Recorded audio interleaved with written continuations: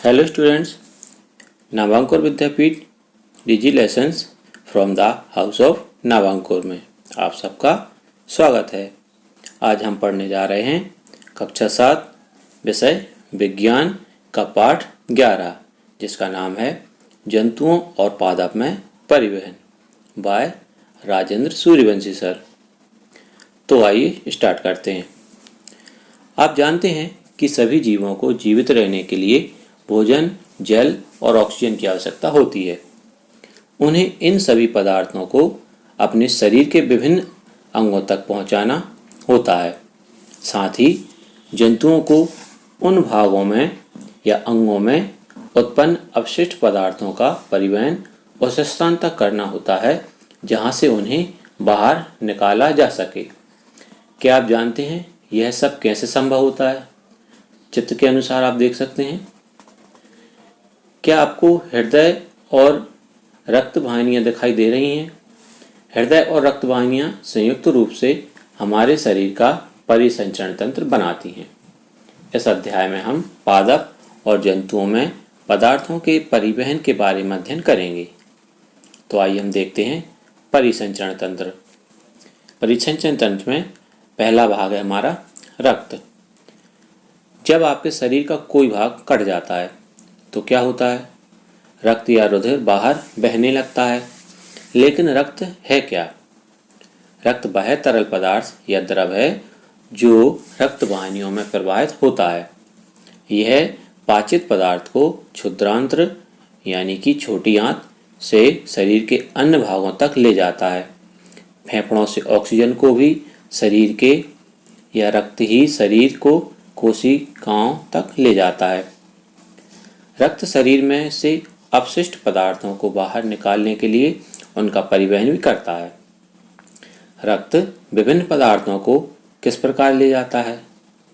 रक्त एक द्रव है जिसमें विभिन्न प्रकार की कोशिकाएं निलंबित रहती हैं। रक्त का तरल भाग प्लाज्मा कहलाता है। रक्त में एक प्रकार की कोशिकाएं लाल रक्त कोशिकाएं आरबीसी होती हैं जिनमें एक लाल वर्णक होता है जिसे हीमोग्लोबिन कहते हैं। हीमोग्लोबिन ऑक्सीजन को अपने साथ संयुक्त करके शरीर के सभी अंगों में और अंततः सभी कोशिकाओं तक परिवहन करता है। हीमोग्लोबिन की कमी होने पर शरीर की सभी कोशिकाओं को कुशलतापूर्वक ऑक्सीजन प्रदान करना कठिन हो जाता है। हीमोग्लोबिन की उपस्थिति के कारण ही रक्त का रंग लाल होता है। रक्त में अन्य प्रकार की कोशिकाएं भी होती हैं जिन्हें श्वेत रक्त कोशिकाएं यानी WBC कहते हैं। ये कोशिकाएं उन रोगाणुओं को नष्ट करती हैं जो हमारे शरीर में प्रवेश कर जाते हैं। बूजो खेलते समय गिर गया और उसके घुटनों में चोट लग गई। कटे हुए स्थान से रक्त बहने लगा। कुछ समय बाद उसने देखा कि रक्त का बहना अपने आप रुक गया और कटने के स्थान पर गहरे लाल रंग का एक थक्का जम गया। यह देखकर बूझो कुछ परेशान हो गया। रक्त का थक्का बन जाना उसके एक अन्य प्रकार की कोशिकाओं की उपस्थिति के कारण होता है जिसे पट्टिकाणु या प्लेटलेट्स कहते हैं। अब देखते हैं दूसरा तंत्र रक्त वाहिनियाँ जो परिसंचरण तंत्र का दूसरा भाग है। शरीर में विभिन्न प्रकार की रक्त वाहिनियाँ होती हैं जो रक्त को शरीर में एक स्थान से दूसरे स्थान तक ले जाती हैं। आप जानते हैं कि अंतः श्वसन के समय ऑक्सीजन की ताज़ा आपूर्ति फेफड़ों यानी कि फुफ्फुसों को भर देती है।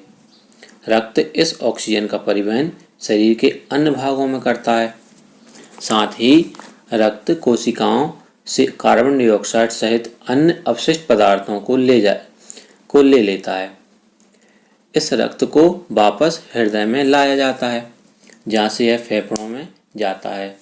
फेफड़ों से कार्बन डाइऑक्साइड बाहर निकाल दी जाती है जैसा कि आपने अध्याय 10 में पढ़ा है।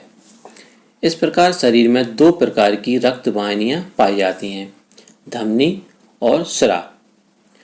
धमनी हृदय से ऑक्सीजन समृद्ध रक्त को शरीर के सभी भागों में ले जाती है। चूँकि रक्त प्रवाह तेजी से और अधिक दाब पर होता है, अतः धमनियों की भित्तियां यानी कि दीवार मोटी और प्रत्यास्थ होती हैं। आइए हम धमनियों से रक्त के प्रवाह को अनुभव करने के लिए क्रियाकलाप करते हैं। अपने दाएं हाथ यानी कि दक्षिण हाथ को हाथ की मध्य और तर्जनी अंगुली को अपनी बाईं यानी कि वाम कलाई के भीतरी भाग पर रखिए। चित्र के अनुसार क्या आपको कोई स्पंदन, गति यानी कि धक धक महसूस होती है? यहाँ स्पंदन क्यों होता है? यह स्पंदन नाड़ी स्पंदन या नब्ज कहलाता है और यह धमनियों में प्रवाहित हो रहे रक्त के कारण होता है। देखिए कि 1 मिनट में कितनी बार स्पंदन होता है। आपने कितने नाड़ी स्पंदन गिने? प्रति मिनट स्पंदनों की संख्या स्पंदन दर कहलाती है। विश्राम की अवस्था में किसी स्वस्थ वयस्क व्यक्ति की स्पंदन दर सामान्यतः 72 से 80 स्पंदन प्रति मिनट होती है। अपने शरीर में अन्य ऐसे भागों का पता लगाइए जहां आप नाड़ी स्पंदन को अनुभव कर सकते हैं। अपने और अपने सहपाठियों की प्रति मिनट नाड़ी स्पंदन दर ज्ञात कीजिए। अपने द्वारा प्राप्त आंकड़ों की तुलना कीजिए, उन्हें सारणी में लिखिए। यहाँ पे आपको सारणी दिखाई दे रही है।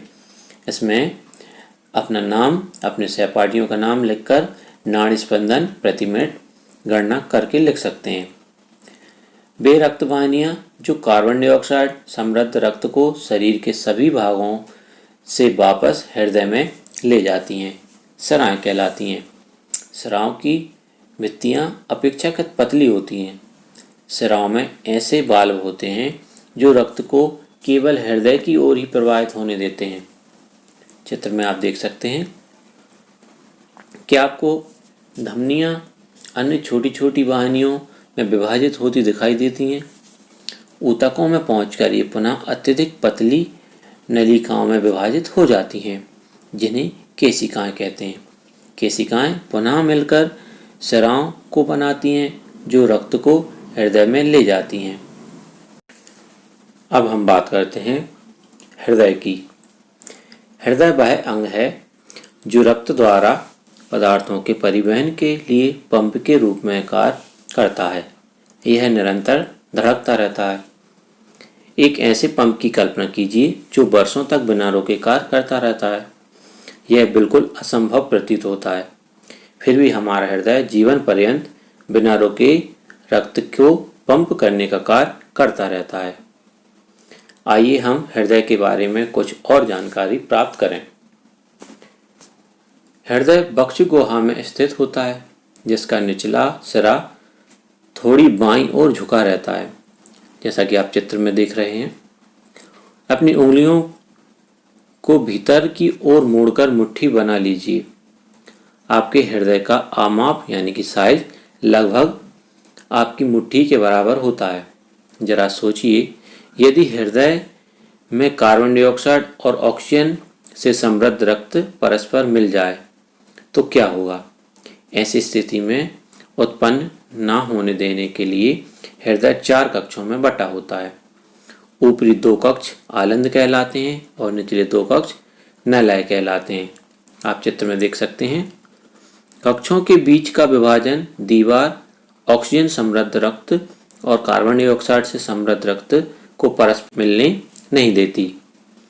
परिसंचरण तंत्र की कार्यविधि को समझने के लिए चित्र में हृदय के दाईं ओर से आरंभ करते हुए तीरों द्वारा इंगित दिशा का अनुसरण कीजिए। इस चित्र में तीरों द्वारा हृदय में, फेफड़ों में और वापस हृदय में रक्त के प्रवाह की दिशा दिखाई गई है, जहां से वह शेष शरीर में पंप होता है। अब हम बात करते हैं हृदय स्पंद की। हृदय के कक्ष की भित्तियां पेशियों की बनी होती हैं। ये पेशियां लयबद्ध रूप से संकुचन और विश्रांति करती हैं। यह लयबद्ध संकुचन और उसके बाद होने वाली लयबद्ध विश्रांति दोनों मिलकर हृदय स्पंद यानी कि हार्ट बीट कहलाता है। यह याद रखिए, हृदय का स्पंद जीवन के हर क्षण होता रहता है। यदि आप अपने वक्ष की बाईं तरफ हाथ रखें तो अपने हृदय स्पंदों यानी कि धड़कन को महसूस कर सकते हैं। चिकित्सक आपके हृदय स्पंद को मापने के लिए स्टेथोस्कोप मापक यंत्र का उपयोग करते हैं। चिकित्सक स्टेथोस्कोप का उपयोग हृदय स्पंद की ध्वनि को आवर्धित करने की युक्ति के रूप में करते हैं। स्टेथोस्कोप के एक सिरे पर एक चेस्ट पीस लगा होता है जिसमें एक संवेदनशील डायफ्राम होता है। दूसरे सिरे पर 2 ईयर पीस यानी कि श्रोतिका लगे होते हैं जो एक नली द्वारा चेस्ट पीस से जुड़े रहते हैं। चिकित्सक स्टेथोस्कोप का चेस्ट पीस आपके हृदय के स्थान पर रखकर श्रोतिकाओं के स्पंदनों की ध्वनि का अध्ययन करते हैं, जिससे उन्हें आपके हृदय की स्थिति का आकलन करने में सहायता मिलती है। आइए हम आपके आसपास उपलब्ध सामग्री से स्टेथोस्कोप का मॉडल बनाना सीखें। क्रियाकलाप: 6 से 7 सेंटीमीटर व्यास की कोई कीप लीजिए। कीप के स्तंभ पर रबड़ की एक नली लगभग 50 सेंटीमीटर से लंबी को कसकर लगाइए।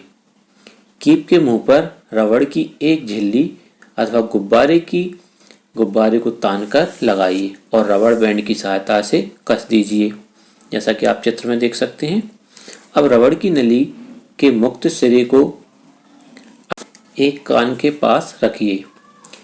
कीप के मुख की अपनी वक्ष पर हृदय के निकट रखिए। अब सावधानी से ध्वनि सुनने का प्रयास कीजिए। क्या आपको नियमित स्पंदन ध्वनि सुनाई दे रही है? यह ध्वनि हृदय स्पंदन या स्पंदनों की है। आपका हृदय 1 मिनट में कितनी बार धड़क रहा है? 4 से 5 मिनट तक दौड़ने के बाद पुनः हृदय स्पंदन की दर ज्ञात कीजिए। अपने प्रेक्षणों की तुलना कीजिए। अपनी तथा अपने मित्रों की विश्राम अवस्था में तथा 4-5 मिनट दौड़ने के बाद हृदय स्पंदन तथा नाड़ी स्पंद यानी कि पल्स दर सारणी में रिकॉर्ड कीजिए। क्या आपको अपने हृदय स्पंद और नाड़ी स्पंद दर के बीच कोई संबंध दिखाई देता है? प्रत्येक हृदय स्पंदन धमनियों में एक स्पंद उत्पन्न करता है। प्रति मिनट धमनी में उत्पन्न स्पंद हृदय स्पंदन दर को बताती है। हृदय के विभिन्न कक्षों की लयबद्ध गति रक्त के परिसंचरण और पदार्थों के परिवहन को बनाए रखती है। क्या आप जानते हैं, रक्त परिसंचरण की खोज विलियम हार्वे नामक एक चिकित्सक ने की थी, जो अंग्रेज थे। उन दिनों यह मान्यता थी कि रक्त शरीर की वाहिनियों में दोलन करता रहता है। इस मत के लिए हार्वे का उपहास किया गया और उन्हें परिसंचारी यानी सर्कुलेटर कहा जाता था। उनके अधिकांश रोगियों ने उनसे उपचार कराना बंद कर दिया। तथापि हार्वे को मृत्यु के पहले परिसंचरण के बारे में उनके विचार को जीव विज्ञानी तथ्य के रूप में मान्यता मिल गई थी। हृदय स्पंदन और स्पंद दर ज्ञात करने के लिए यहाँ पे एक तालिका दी गई है।